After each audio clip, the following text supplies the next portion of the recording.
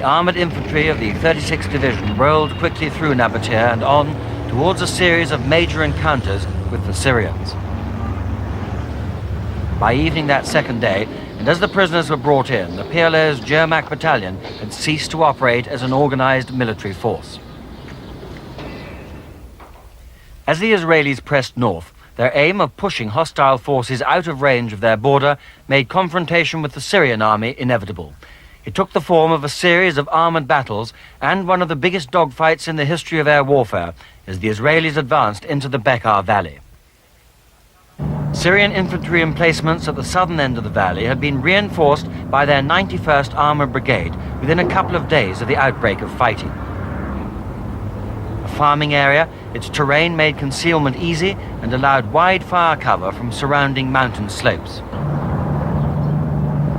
And 30 kilometers to the rear, the Syrian SAM missile sites threatened the air cover the Israelis needed for a major tank assault. The battle was joined, however, on the floor of the Bekaa Valley north of Lake Karun. This first significant armoured battle of the war saw Israel's Merkava tanks engage the Syrian 82nd Tank Brigade, whose brand new Soviet T-72 battle tanks were thought invincible. The Merkava's squat turret and front-mounted engine afforded its crew high protection. Only one was wounded. With its 105mm gun, it had been designed specifically to take on the Syrians in mountainous areas, and enemy tanks could be engaged up to 2 kilometers away by using its laser rangefinder. Despite Syrian deployment of their Gazelle anti-tank helicopters armed with wire-guided missiles, the Merkavas destroyed 9 T-72s in fierce fighting. Knocked-out tanks littered the battlefield after a victory made possible by the most significant act of this campaign, the destruction of the Syrian surface-to-air missile sites which had dominated the Bekaa Valley since 1981 and had recently been reinforced. It was made possible by reconnaissance using the remote-controlled drone spy plane, the Scout remote pilotless vehicle with its highly sensitive movie camera mounted underneath. Catapulted from a mobile ramp, it beamed back live pictures of ground activity, enabling Israeli jets to be directed accurately onto their targets. Guided by remote control, lens magnification produced clear pictures of enemy movements, observing individual soldiers as well as fast-moving tanks. It meant that had this drone been spotted, enemy reaction would have been monitored by its cameras. In the event, operators believed it was never detected, remaining airborne for up to 7 hours at a stretch over the missile sites, which had already been in action earlier in the fighting.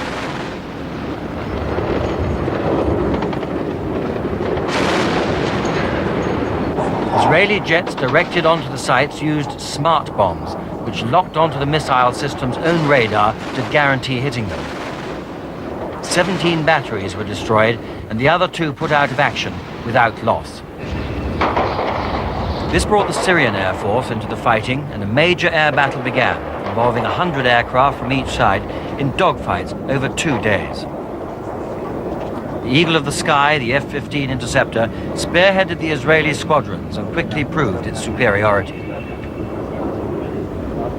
In the first 3 hours, 29 Syrian MiGs were destroyed, again without Israeli loss.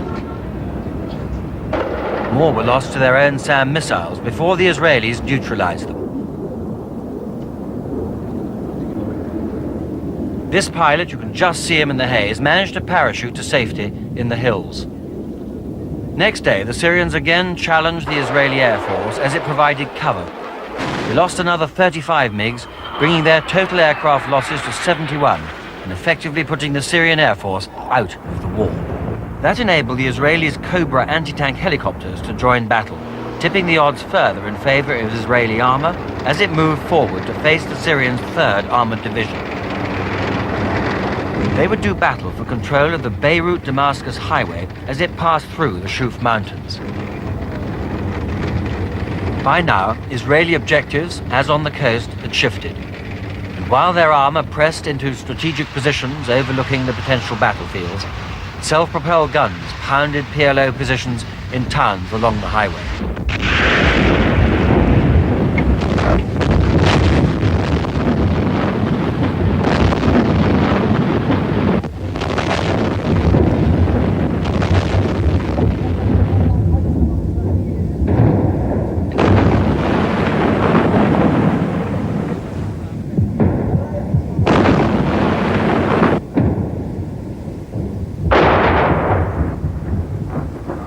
Targets were pinpointed, towns like Jamur and Aria, straddling the main road into Beirut, as the artillery sought out PLO positions and lines of communication.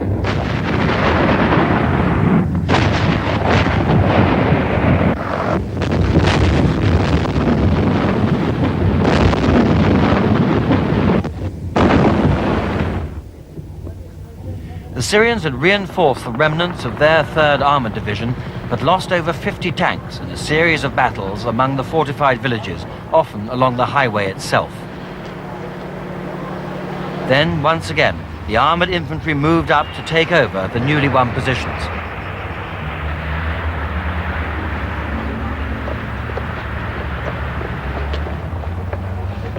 On foot, they carried out classic house-to-house sweeps to clear any further resistance from either Syrians or PLO.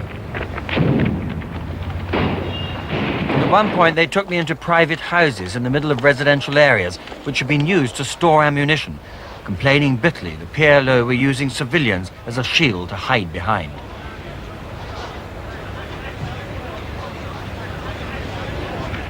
Hidden tunnels proved to be massive stores of ammunition, boxes of bullets, mines, shells, grenades, and even rockets stacked to the ceiling. The other boxes are TNT, ammunitions, landmines.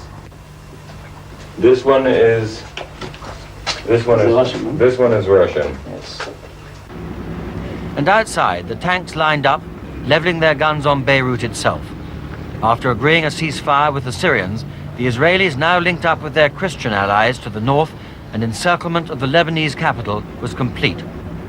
The war of attrition began. The Israelis had reached Beirut just 6 days after crossing the Lebanese border. But instead of moving in quickly to end the PLO presence there, they paused, allowing Yasser Arafat's men to dig in, thus setting the stage for the most bitter conflict of the war.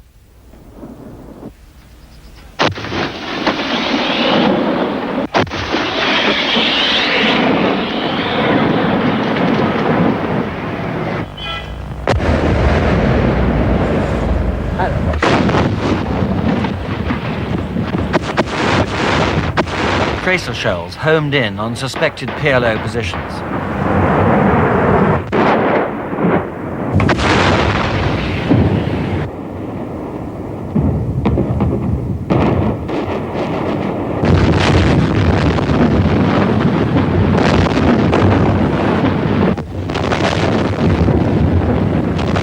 The artillery and tanks that had encircled the city aimed their fire at specific buildings thought to be centers of PLO defense, communications, and operations.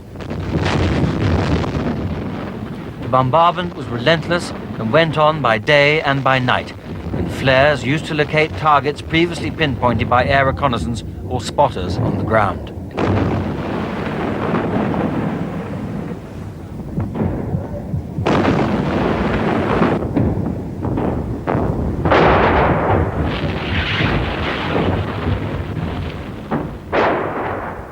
Another dawn, and grim reminders of the night's fighting.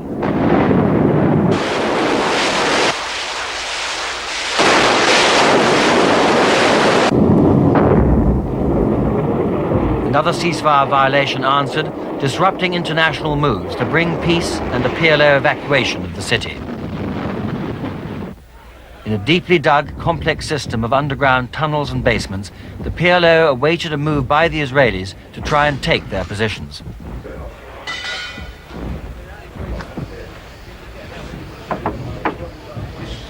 The rocket-propelled grenades that had already inflicted significant casualties on Israeli armor were constantly at the ready as the men relaxed and went about more domestic tasks.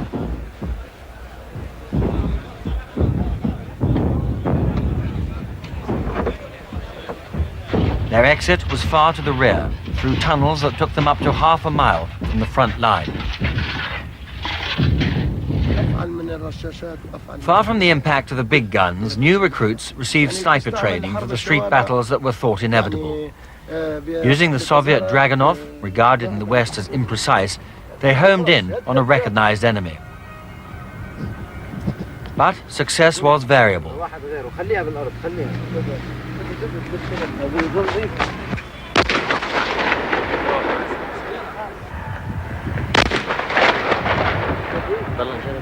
Anti-aircraft emplacements and an old T-3485 tank placed among housing emphasized that the PLO was still adhering to its living shield tactics, even if its men were fatalist. On this side, waiting die. We don't afraid from die. We came here to die. But the tragedy was still being visited on the more general population.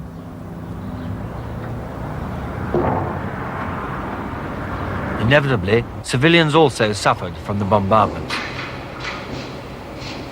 And it was already impossible to tell new damage from that inflicted in the Civil War.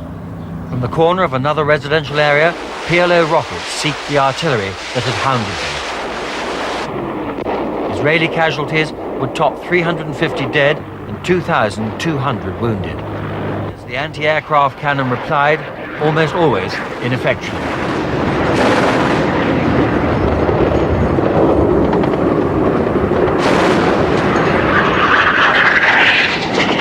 As with the artillery, the fighter bombers were directed onto suspected PLO concentrations.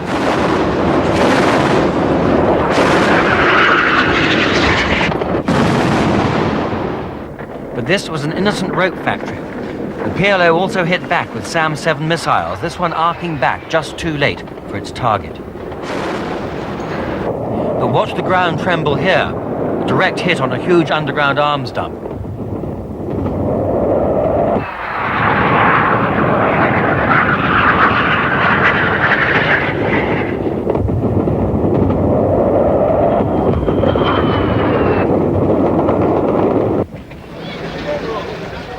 Here, the bombs missed their priority target, the PLO leader himself, Yasser Arafat.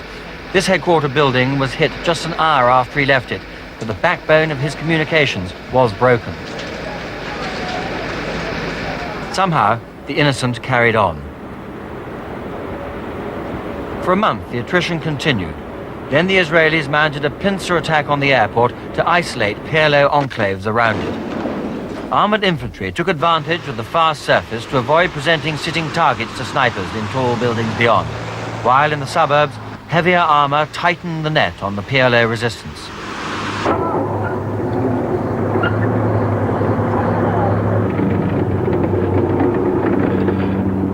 By now, negotiations were advanced to move them out of Lebanon altogether, and bluff and threat joined both sides' armory.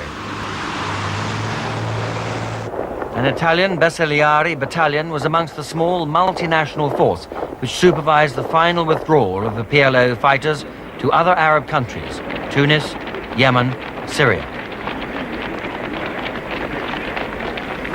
The traditional gunfire salutes emphasized that, if defeat had any scent of victory, it lay in their having withstood a sometimes hesitant Israeli assault for over 2 months.